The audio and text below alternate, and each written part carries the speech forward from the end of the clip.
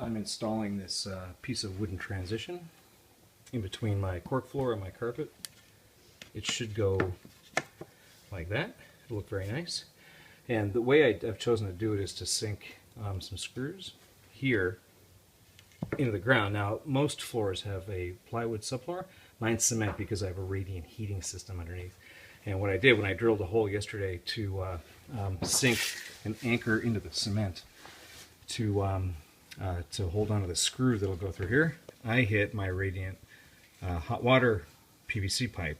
Unbelievable. So I'm just going to do a little video on what I did to correct the problem. I've had a couple people say they thought it'd be useful. So there's my underlayment. There's the cement floor down there, and then the underlayment for the carpet. I put a little paper down there just to dry off the PVC. Now the PVC is buried in the cement in a radiant heated floor. So I used I've got a concrete chisel type thing, and I just chiseled out around the hole that I drilled, and water started pouring out. So I quickly ran downstairs, turned off the house water supply, and then went and turned off the water supply to the radiant heating. I've got a little video coming up next on that. Then I came upstairs and tried to figure out what I'd done. So I chipped away the cement all through there, and then found there's my drill hole going right into the radiant heating pipe, which is PVC plastic. So what I need to do now is repair that hole. I cannot dig out the pipe and put in a shark bite or some sort of other union connection, because it's obviously buried in cement. I can't lift it out. So I've got to fill that hole, plug it, and I got to do it as good as possible, because it's obviously going to keep leaking if I don't do it right.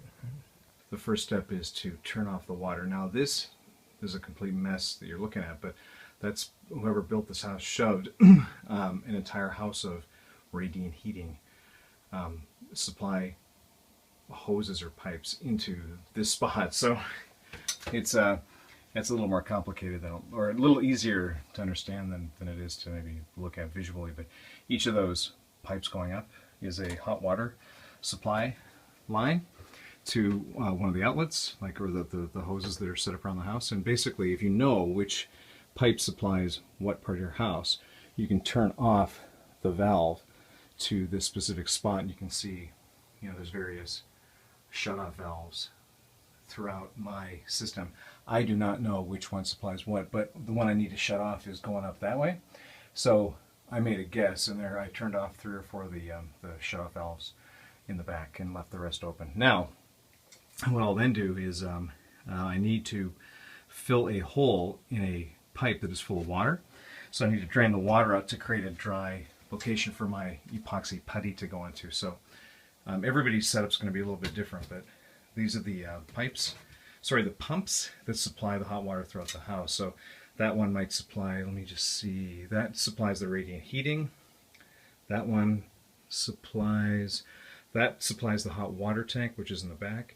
And then there's another pump down there that supplies another part of the house. So anyways, on the bottom down here, I need to get all the water out of these pipes. So what I'll do, I've got at the bottom of my tank, my system, I guess, there's a valve that I'll turn, and the water that is collected in all those PVC pipes all the way through the house all come down to this one point. So if I want to get the water out, I just turn that. Make sure it's not hot. It could be really boiling hot, so I know that it's not. That's why I'm going to let it run on my hand.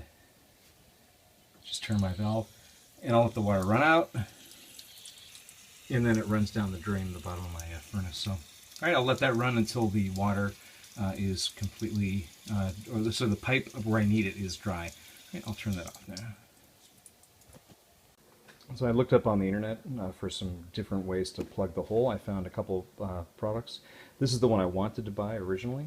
I couldn't because my local Home Depot didn't have it.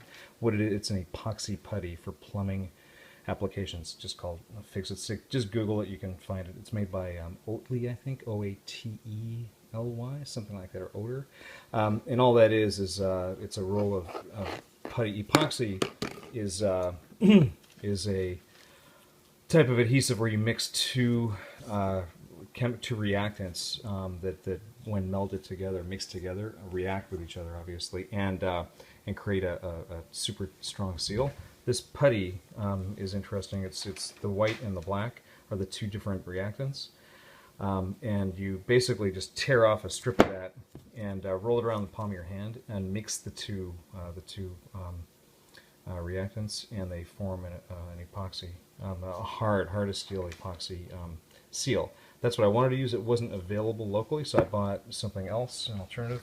This was like a flexible, I guess it's a silicone-based seal called, from the Goop. Goop brand is pretty popular. You see all kinds of Goop products out there. This is plumbing, and it claimed to be able to seal PVC. I didn't have great hopes about that because it's flexible, which I don't want. I want something hard, but I bought it anyways just to see. So what I did, try both of them out. I just had a piece of PVC laying around from my drain tile excavation project. So I did two things. So I did three actually. I drilled a hole and just put the goop.